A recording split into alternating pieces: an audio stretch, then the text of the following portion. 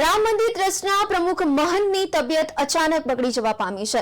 મહંત નૃત્ય ગોપાલદાસની તબિયત લથડી છે। મહંત નૃત્ય ગોપાલદાસ કોરોનાથી સંક્રમિત થયા હતા। મહંત નૃત્ય ગોપાલદાસ મેદાંતામાં કરાયા છે દાખલ। એમની અત્યારે હાલ તબિયત ખૂબ જ ગંભીર જોવા મળી રહી છે।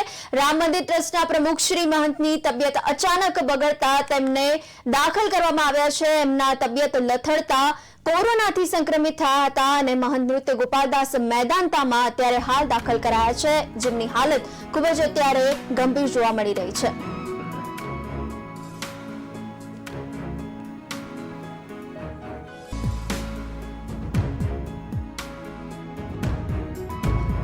મહંત નૃત્ય ગોપાલદાસ કોરોનાથી સંક્રમિત થયા છે। મહંત નૃત્ય ગોપાલદાસ મેદાંતામાં હાલ દાખલ કરવામાં આવ્યા છે, જેમની હાલત ખૂબ જ ગંભીર જોવા મળી રહી છે। રામ મંદિર ટ્રસ્ટના જેઓ પ્રમુખ છે અને એમના મહંતની તબિયત અચાનક લથડતા એમને હાલ હોસ્પિટલમાં દાખલ કરવામાં આવ્યા છે।